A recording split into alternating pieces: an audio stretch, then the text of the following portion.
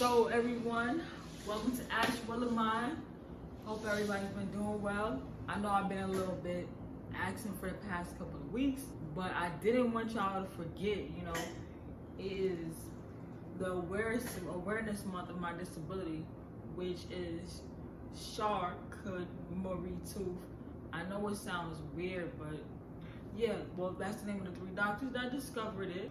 So what I wanted to talk about today was, like any other disability, everyone has different situations that, make up their condition. So I wanted to discuss a little bit something about my condition and how it relates to questions I may be asked on a basis, not a daily basis, but when I interact with people and meet new people, they might have a different amount of things they might wonder because of my condition, or because of how I look, or it's compared to anybody else that might be in a wheelchair. So this is just a message for those people that are able-bodied or that have other conditions, to not always try to put everybody in the same class because they're in a wheelchair. So today we're gonna get that out of the way. All right.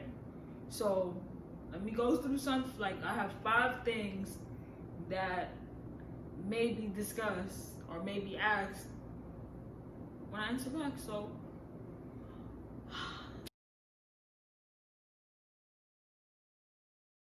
a lot of the time when I meet somebody new, or when they automatically look at my hands.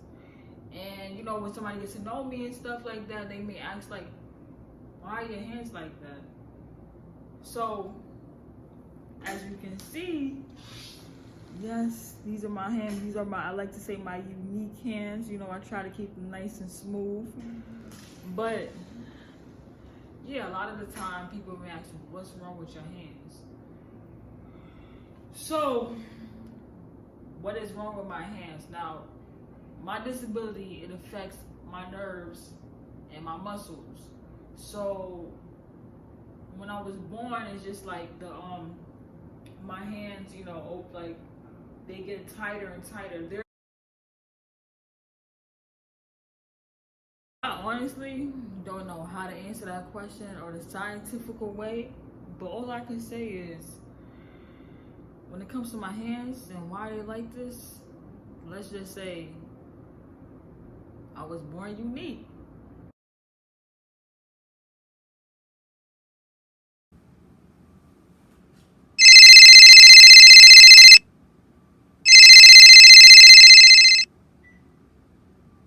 Yeah, what's up? Yeah, I just got up. Yeah, it should take me too long to get ready. Alright, I'll let you know. Alright. Hours later. Yo, I'm ready. You ready? You left already?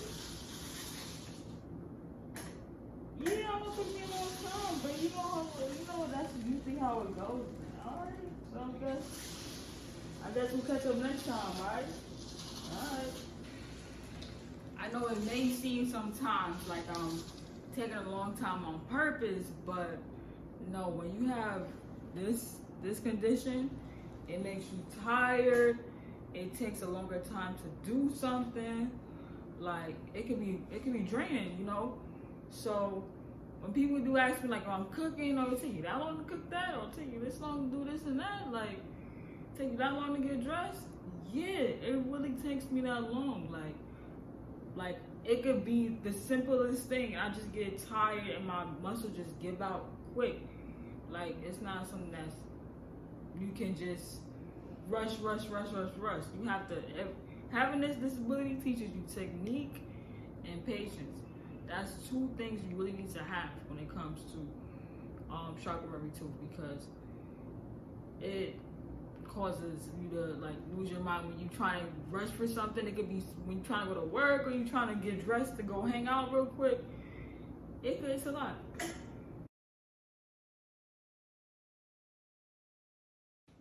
No, I did not get in an accident. This condition is genetic. genetic. So when you have it, it's most likely from one of your parents. In my case, my mother had it and passed it on to me. When it comes to male and females, it's a better chance a female may have it and not the male. So, and if a male has it, in that case, it might be a little bit more severe when it comes to females. But when it comes to like, accidents and stuff like that, no, I did not get in an accident. It is genetic. So yes, if I have a child or something like that, which I don't know about, but if I have a child, they're most likely to have it if they're a female. If they're male, there might be a chance they don't have it, but it gets passed on.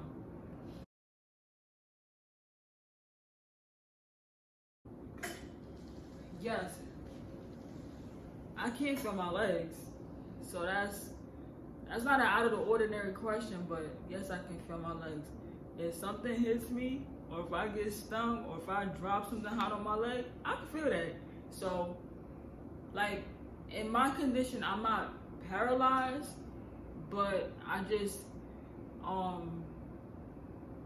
not paralyzed, but I have, like, I guess my nerves is a little damaged, but I can still feel pretty much everything. You know, I might have like low sense of stuff, like say I might like if a feather's touching my leg, I might not feel it right away. So I have like a kind of a slow reaction to stuff. But yeah, if something hit me, I can feel that. Like definitely, like when it's cold, I can feel everything. I can feel the weather change, all of that.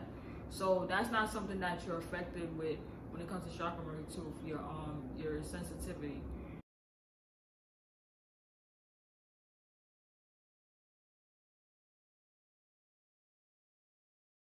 Another thing I may get asked, like if I haven't seen somebody in maybe like over 10 years or 15 years, they might ask me like, you used to walk, what happened? Like, so the answer to that is like, yeah, over time I got weaker and it became like, harder to like, keep my balance.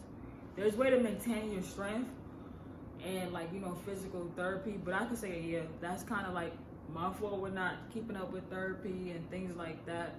Because once you lose your muscle, it's like, it's gone. Like, it's hard to, regain that same muscle.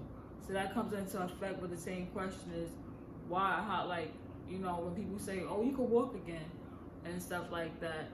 Or, things like my leg is like basically like locked. It's like so many things you have to work on to get that muscle back, and it's not even, it's kind of like dead. It's not like somebody who may have gotten in an accident. They could regain that muscle back. They have a better chance. But with this condition, it's like once your muscle is gone or nerve is gone, it's hard to regain it. It's like use it while you can until you lose it. Like, so that's another thing. Yeah, like when people ask me like, used to, why this person could walk, or they say like things like, God's gonna help you walk again and things, and it's like I'm not trying to be, Debbie Downer, but that's not the case for everybody. It's not always there's a chance that you could walk, a chance of walking again. It's a lot when it comes to Charcot-Marie-Tooth. It happens. So anybody, I don't know, any other condition, if you're in a chair and use it more often than walking, try to always balance out walking and using your chair so you don't lose that muscle. Keep that in mind. So again, I want to thank y'all for watching Ask You with Lamont, checking out my channel, supporting me, and I'm just trying to make sure everybody has an understanding of everything goes on in the disabled world, and Ask with Lamont. But yeah, if you have any questions, comment below, share. Like, I'm eager to answer what other things you may have in mind to ask. I just came off the top of the head with a couple of things that I know throughout my life, that people may wonder. So, you know, just comment and like and share. Thank you.